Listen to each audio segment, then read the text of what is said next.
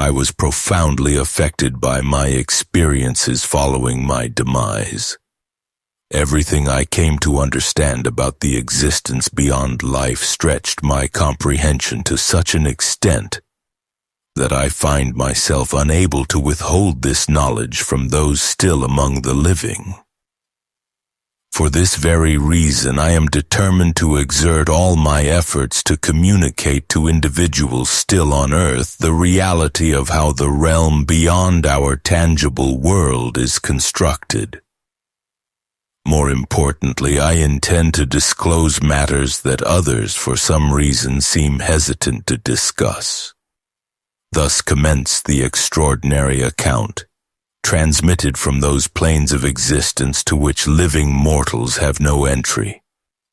It was narrated by a gentleman named Thomas Lawrence, who during his lifetime was a distinguished archaeologist and explorer. He possessed an impulsive character, was a lover of freedom, and cherished anything that offered him profound emotional experiences. It is therefore hardly astonishing that he was an avid motorcyclist. Regrettably, the very source of his greatest pleasure ultimately led to his passing. On the 13th of May 1935, he was involved in a catastrophic accident. On that particular day, Lawrence mounted his motorcycle for a ride along a stretch of road where vehicular traffic was exceedingly rare. He was traveling at maximum velocity when quite unexpectedly he encountered a group of pedestrians who seemed to materialize from nowhere. In his attempt to evade them, he lost command of his vehicle and a collision ensued. Medical professionals battled to save his life for a considerable period, a struggle that extended over several days. However, their efforts were ultimately in vain. On the 19th of May, Lawrence succumbed to his injuries. This narrative might well have concluded at this juncture, but 3 years subsequent to his death, Thomas Lawrence unexpectedly established communication, albeit from the other side of being.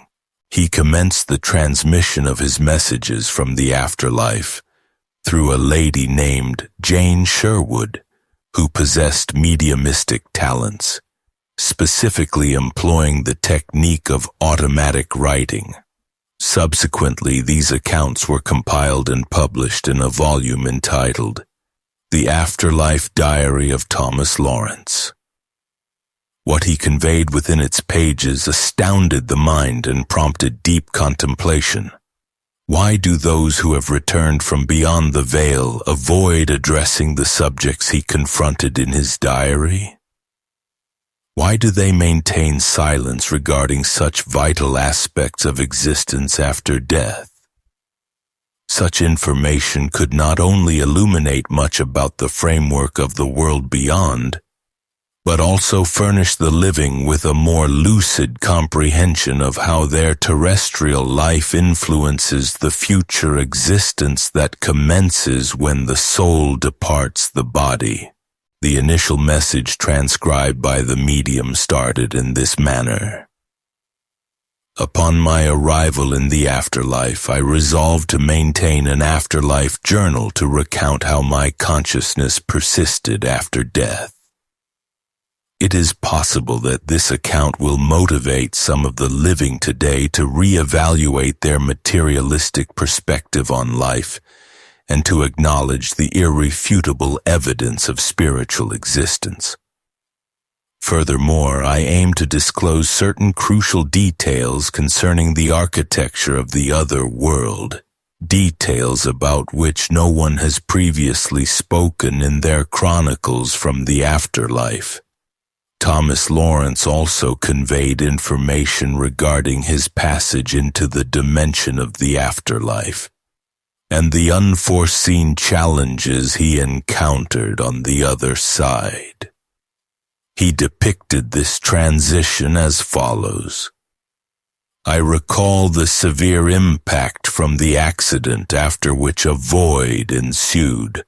I cannot precisely state the duration I remained in this void until a spark of consciousness materialized within it, which then progressively started to expand. I perceived neither darkness nor light. All that surrounded me was an unending gray desolation, and my apprehension only intensified. Then Thomas Lawrence regained awareness in a realm devoid of form, where it appeared he was the sole entity. The man perceived indistinct murmurs and observed sporadic shadows, yet he was unable to make out any words or identify to whom these dusky figures belonged. Thomas attempted to summon assistance, but his calls went unanswered. Subsequently, it felt to him as though he had drifted into sleep.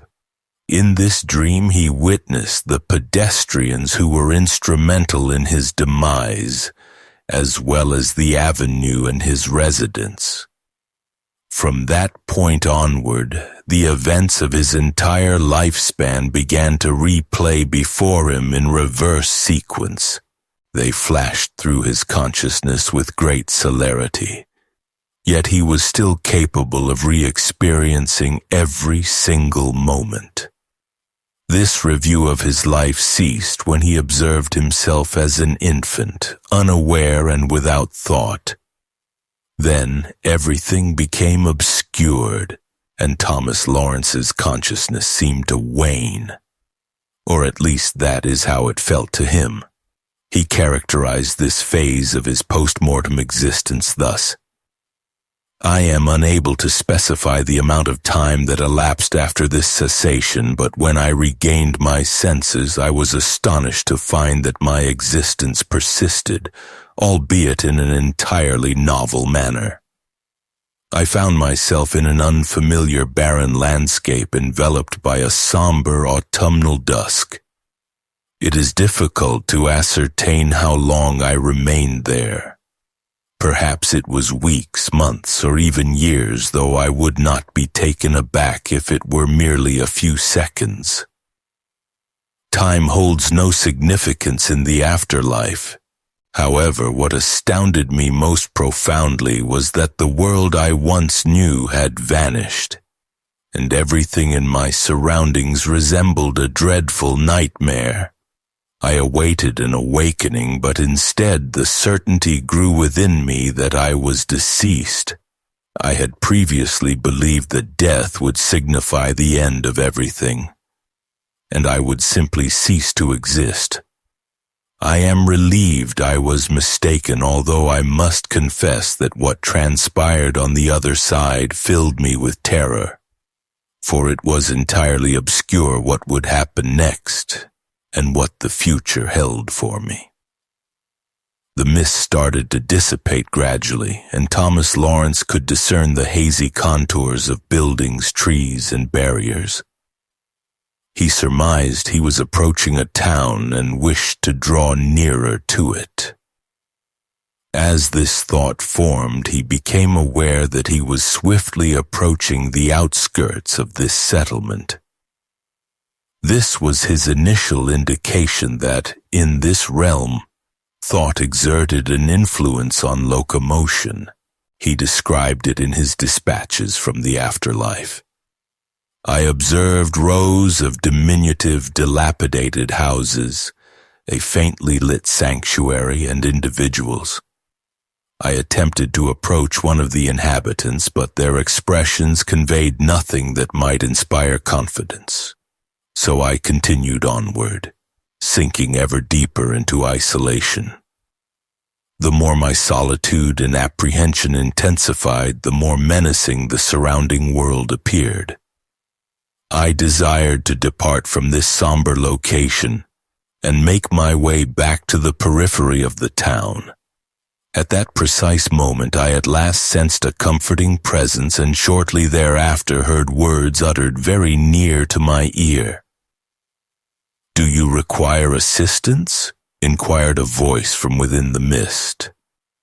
Thomas Lawrence perceived the form of a man who introduced himself as Mitch. He clarified that his purpose was to aid the new arrivals in the spiritual domain, and added that he understood how challenging Thomas's current circumstances were. "You were likely in a dreadful condition when you arrived here," Mitch remarked, "which accounts for your presence in this sector of the afterlife. I wish to help you. Are you amenable?" Naturally, Thomas Lawrence raised no objections, and the guide pledged to escort him to a more favorable location. As they proceeded, Mitch elucidated that his form was no longer composed of physical matter but of emotions, which was why joy and sorrow were experienced with much greater intensity here. He also noted that this new world only maintained in view those things that Thomas was capable of perceiving.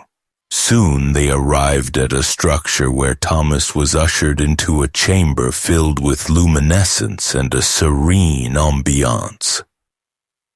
The guide explained that this establishment resembled an earthly convalescent home, where newly arrived souls could find repose and gather their thoughts before resuming their journey. Nevertheless, Thomas Lawrence's acclimatization to the afterlife proved to be less straightforward than he had anticipated.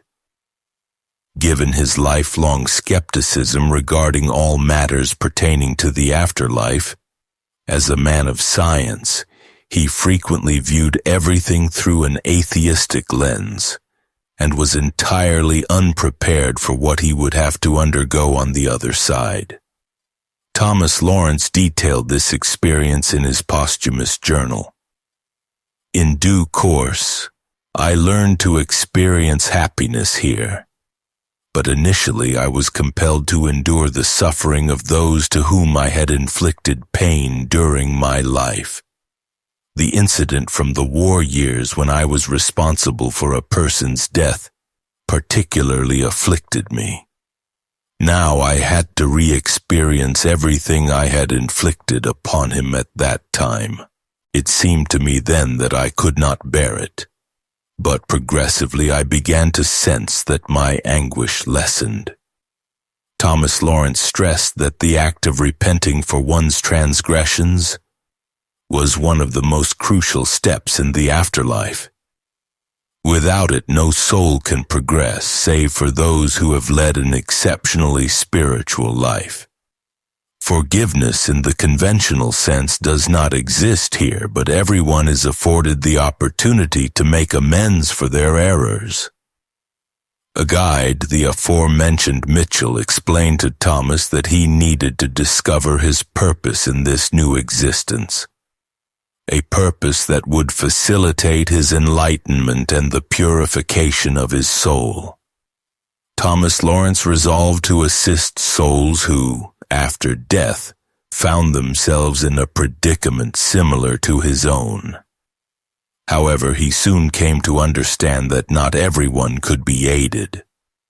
He recounted, "One day I encountered an acquaintance who had committed a serious transgression in his life.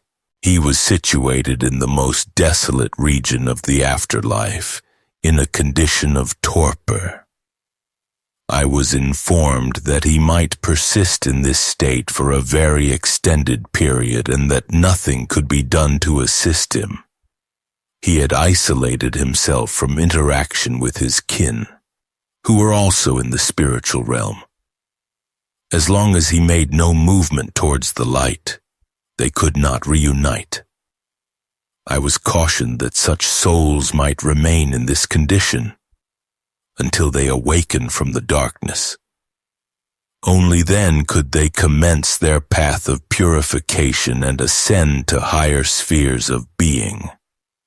In addition to assisting souls, Thomas Lawrence commenced journeys and searches for individuals he had known during his lifetime.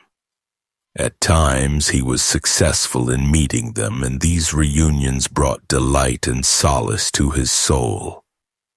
However, Thomas cautioned that this was not as simple as it might seem, as people exist on varying planes of the afterlife, and it is not always feasible to traverse these planes. The greater the disparity between them in terms of the purity of their spiritual vibrations, the lower the probability of a meeting.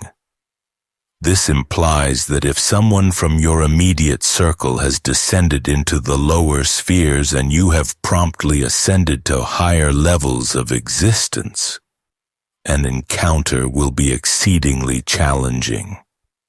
The reason for this is that the difference in your vibrations will simply prevent you from perceiving each other.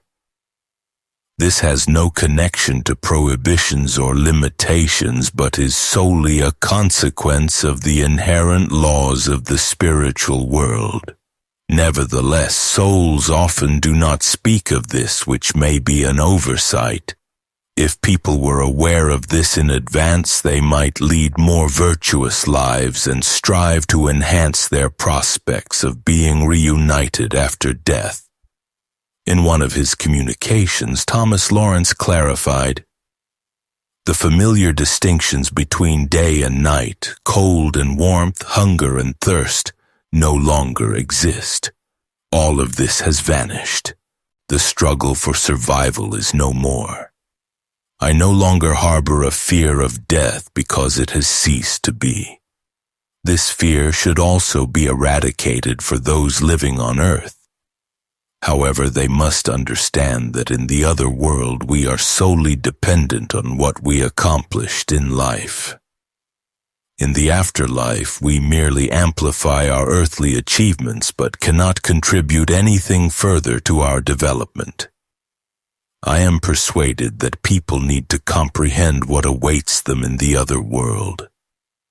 Scientists ought to direct their attention to this subject and channel their efforts into a thorough investigation of life after death.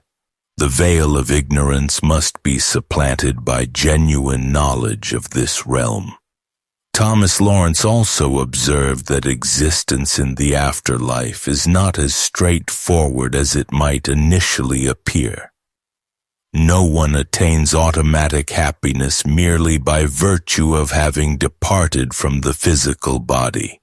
Those who endured suffering and pain in life may initially find relief, but in the long term, they will still be required to engage in self-improvement within the afterlife to reach a state that could be termed paradise. The crucial factor for transitioning to higher spheres is the cultivation of spiritual quality. Material concerns are absent there, but individuals who disregarded spiritual development on earth may still encounter difficulties after death if they persist with their egocentric perspective on life. In the afterlife, everything transpires instantaneously. Retribution is not deferred. The most beneficial course of action one can take on earth is to cultivate their spirituality and to realize their inherent talents, as these elements play a significant role in the destiny of the soul. One must also strive to be a merciful and compassionate individual. Egoists and cynics who enter the afterlife will be compelled to commence their journey